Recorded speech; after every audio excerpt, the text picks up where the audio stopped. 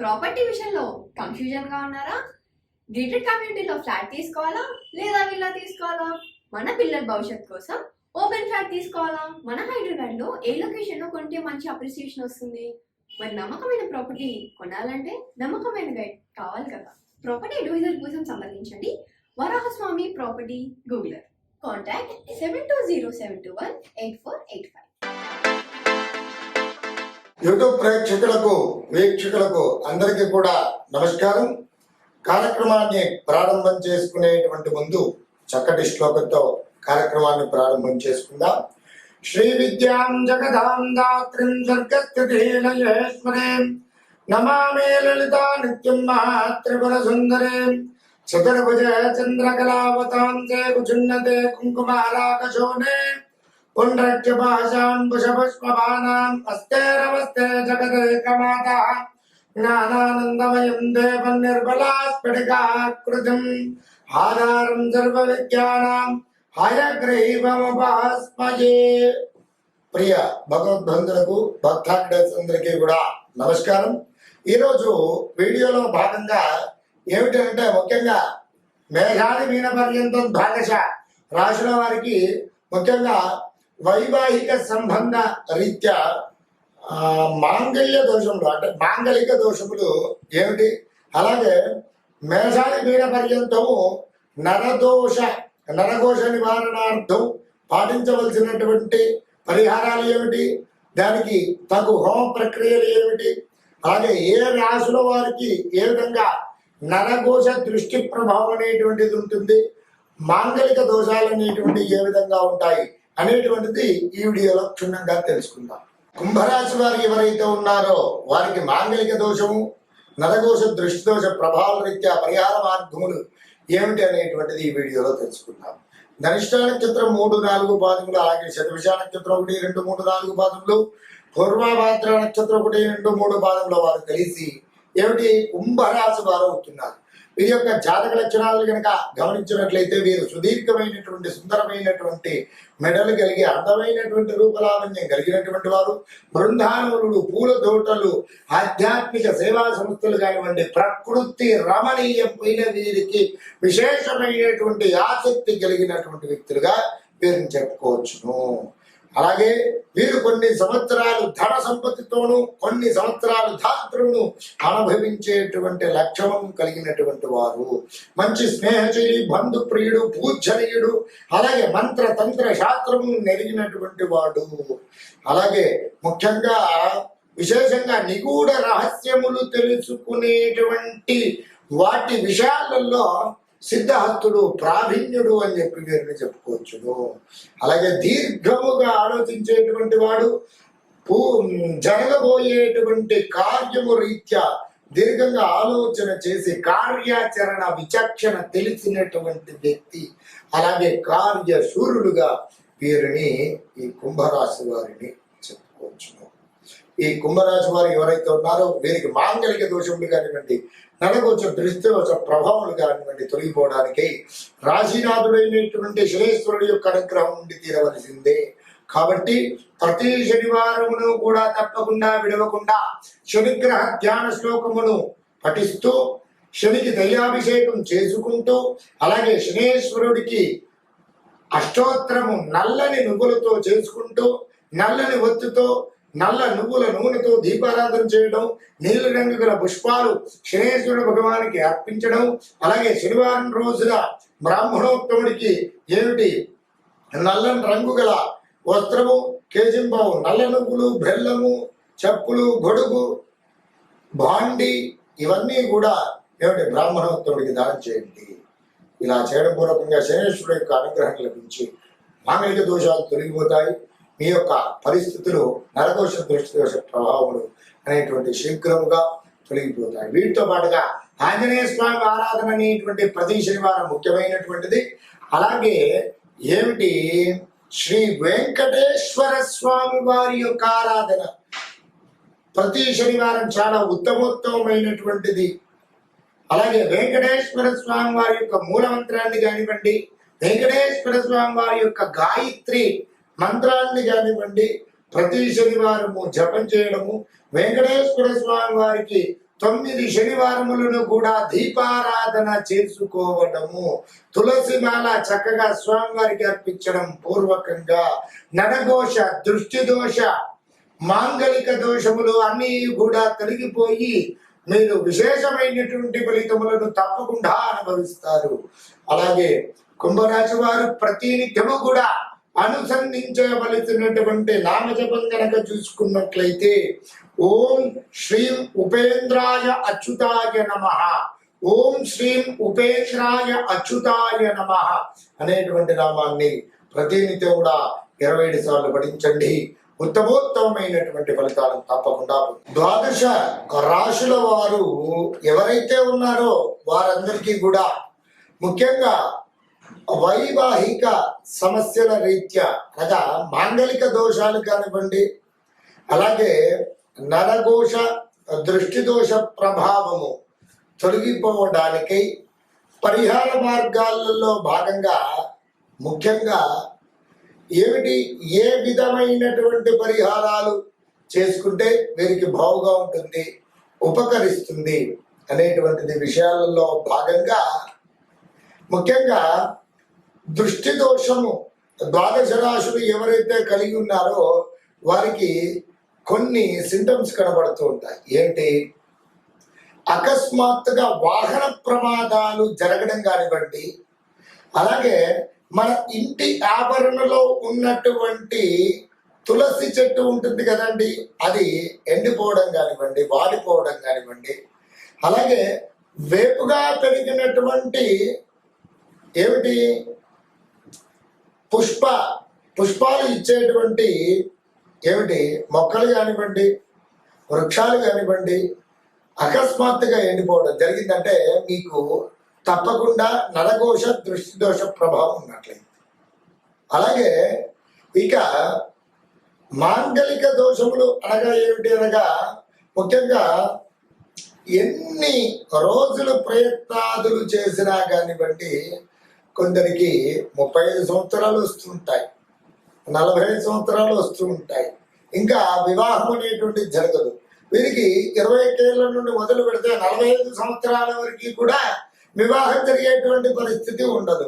ఏంటి కారణం, దానికి మాంగళిక దోషం అనేటువంటిది ఉంది. అంటే ముఖ్యంగా ఏమిటంటే దీనికి ముఖ్యంగా వివాహం జరగడానికై కొన్ని గ్రహాలు అనేటువంటిది మనకు చాలా యోగకారకంగా ఉన్నాయి. ఏమిటి అవి, కుజ, గురు, శుక్రులు. వీరు శుభంగా ఉన్నట్లయితే మనకు తప్పకుండా ఏమిటి అనుకున్నటువంటి సమయంలో సత్వరంగా వివాహం అనేటువంటిది జరుగుతుంది. అయితే ముఖ్యంగా మాంగళిక దోషాలు ఏర్పడడానికి కారణం ఏమిటి అనగా ఒకటి కుజ దోషం. అంటే ఈయనను ఏమిటి కుజుడు, అంగారకుడు, మంగళుడు అని చెప్పి పిలుస్తారు. అయితే మనం యొక్క భర్త చాట్లో కనుక చూసుకున్నట్లయితే 1, 2, 4, 7, 8, 10, 12 స్థానాలలో కుజుడు ఉన్నట్లయితే కుజ దోషం ఏర్పడుతుంది. ఈ విధంగా ఉన్నట్లయితే కుజుడు యొక్క ప్రభావం పూర్వకంగా ఆలస్య వివాహం కానీ లేదా ద్వికరత్ర యోగం కానివ్వండి, ద్విపత్ని యోగం కానీ కలిగేటువంటి సూచనలు ఉన్నాయి. అలాగే శుక్రుడు కూడా నేను చెప్పినటువంటి ఈ స్థానాలలో శుభక్షేత్రాలలో కనుక ఉన్నట్లయితే శుక్రుడు యోగకారకంగా ఉంటాడు. లేదు నేను చెప్పినటువంటి ఈ స్థానాలలో కనుక ఉన్నట్లయితే మరి శుక్రుడు యొక్క దోషం కూడా ఏర్పడి మాంగళిక దోషాలు, ఆలస్య వివాహము, అన్యోన్య దాంపత్యత అనేటువంటిది లోపించడము, సంతాన సౌఖ్యత అనేటువంటిది లభించకపోవడం అనేటువంటివి జరిగేటువంటి సూచనలు చాలా ఎక్కువగా ఉన్నాయి. అలాగే గురువు కూడా మనకు శుభక్షేత్రాలలో ఏమిటి మూల త్రికోణ స్థానాలలో గనక ఉన్నట్లయితే అనగా 1, 5, 9 స్థానాలలో గురువు గనక యోగకారకంగా ఉన్నట్లయితే మీకు తప్పకుండా ఈ మాంగళిక దోషాలు అనేటువంటివి ఏర్పడవు. కాబట్టి ఈ క్షేత్రాలలో కుజుడు, శుక్రుడు నేను చెప్పినట్టుగా 1, 2, 4, 7, 10, 12 స్థానాలలో కుజుడు కానీ శుక్రుడు కానీ ఉన్నట్లయితే మీకు మాంగళిక దోషాలు ఏర్పడతాయి. అలాగే గురువు 1, 5, 9 మూల త్రికోణాలలో కనుక ఉన్నట్లయితే గురువు యొక్క బలం మీకు చాలా మెండుగా ఉంటుంది. కాబట్టి మరి ఈ మాంగళిక దోషాలు అలాగే నరఘోష, దృష్టి దోష ప్రభావం తొలగిపోవడానికై పరిహార మార్గాలలో భాగంగా ముఖ్యంగా మాంగలిక దోషాలు తొలగిపోవడానికై ద్వాదశ రాశిలో వారు అందరూ కూడా చక్కగా ఆచరించవలసినటువంటి ప్రక్రియ ఏమిటి అనగా ప్రతి మంగళ శనివారములను కూడా చక్కగా కుజుడి యొక్క ఆరాధన చేయండి. అలాగే కుజగ్రహానికి ప్రీతికరమైనటువంటి కందులు మంగళవారం రోజున కేజింబావు ఎర్రని రంగు గల వస్త్రంతో దానం చేయండి. కుజగ్రహానికి ఆవు నేతితో ఎర్ర ఒత్తితో దీపారాధన చేయండి. ఎర్ర మాందార పూలు కానివ్వండి, ఎర్ర గులాబీ పూలు కానివ్వండి, కుజుడికి కందులతో అష్టోత్తర శతనామ పూజ చేపించి చక్కగా ధూప దీప నైవేద్యములు నివేదన చేసి ఆ రోజు బ్రాహ్మణ యొక్క ఆశీర్వచనం తీసుకోండి. అలాగే ముత్తైదులు కానివ్వండి, దంపతుల యొక్క ఆశీర్వచనం కానీ తీసుకోండి. ఈ విధంగా చేసుకున్నట్లయితే మాంగలిక దోషములు అన్ని కూడా సంపూర్ణంగా తొలగిపోతాయి. అలాగే శనివారం రోజున తప్పకుండా సుబ్రహ్మణ్యేశ్వర స్వామి వారికి చక్కగా అభిషేకం చేసి గంధ పుష్పాక్షలతో అలంకరణ చేసి ఎర్రని రంగు గల పుష్పాలు స్వామివారికి అర్చించి ఎర్రని రంగు ఒత్తితో ఆవు నేతితో దీపారాధన చేసి చక్కగా ఏమిటి రాహుకు కేతువుకు ప్రీతికరమైనటువంటి అక్కడ సుబ్రహ్మణ్యేశ్వర స్వామి జంట నాగుల రూపంలో ఉంటారు కదా, మరి మినుములు అలాగే ఉలవలతో కూడినటువంటి ఈ గింజలు ఏవైతే ఉన్నాయో అక్కడ సుబ్రహ్మణ్యేశ్వర స్వామికి రాహుగ్రహ కేతుగ్రహ అష్టోత్తరం చెప్పుకుంటూ చక్కగా ఆ ధాన్యంతో అష్టోత్తరం చేయండి. ధూప దీప నైవేద్యం నివేదన చేయండి. విధంగా చేసుకున్నట్లయితే తప్పకుండా మాంగలిక దోషములు నెరవేరుతాయి. తప్పకుండా తొలగిపోయి మీ యొక్క అభిష్టం నెరవేరుతుంది. అలాగే దుర్గాపరాశక్తి అమ్మవారికి ఏమిటి శుక్రవారం రోజున కానివ్వండి, ఆదివారం రోజున కానివ్వండి, మంగళవారం రోజున కానివ్వండి చక్కగా కుంకుమార్చన చేయించండి. ఆ కుంకుమార్చన చేసినటువంటి కుంకుమ ఏదైతే ఉంటుందో అది ప్రతి నిత్యము కూడా నుదుట ధరించండి. విధంగా చేసుకోవడం వలన మాంగలిక దోషాలన్నీ కూడా తొలగిపోతాయి. మీ యొక్క సమస్యలు పూర్తిగా తొలగిపోవడానికి మరి అవకాశాలు చాలా ఎక్కువగా ఉన్నాయి. అలాగే ముఖ్యంగా ఇక మాంగలిక దోషాలు తొలగిపోవడానికి కుక్కి సుబ్రహ్మణ్యం కానివ్వండి, శ్రీకాళహస్తి కానివ్వండి, మరి వెళ్ళి అక్కడ ఒకసారి కాలసర్ప దోష నివారణ పూజ చేయించుకోవడం కానివ్వండి, అలాగే మరి సుబ్రహ్మణ్యేశ్వర స్వామి ఆరాధన చేసుకోవడం కానివ్వండి, ఈ విధంగా చేసుకోవడం వల్ల పూర్వకంగా మంచి ఉత్తమోత్తమైనటువంటి యోగకారకమైనటువంటి ఫలితాలు పొందుతాయి. అలాగే మోపీదేవి యొక్క క్షేత్ర సందర్శనం చేసుకోవడం, అక్కడ స్వామివారి యొక్క ఆరాధన చేసుకోవడం పూర్వకంగా ఉత్తమోత్తమైనటువంటి ఫలితాలు తప్పకుండా పొందుతారు. అలాగే మాంగలిక దోషాలు తొలగిపోవడానికి అంగారగ్రహ యొక్క మూలమంత్ర హవనము, సర్పసూక్త మూలమంత్ర హవనము కనుక హోమము ఈ ప్రక్రియలు జరిపించి వాటికి తగు రీత్యా దశాంశ క్షీరతర్పణములు చేయించినట్లయితే ఉత్తమోత్తమైనటువంటి యోగ కారకమైనటువంటి ఫలితములను తప్పకుండా మీరు అనుభవిస్తారు.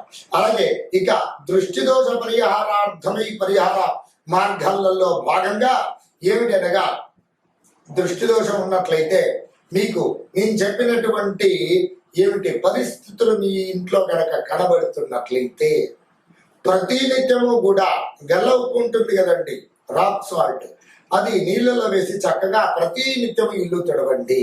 అలాగే ప్రతి నిత్యము కూడా ఇంట్లో ఒక 41 రోజుల పాటును కూడా ఇంట్లో పచ్చకర్పూరంతో ధూపం వేయండి.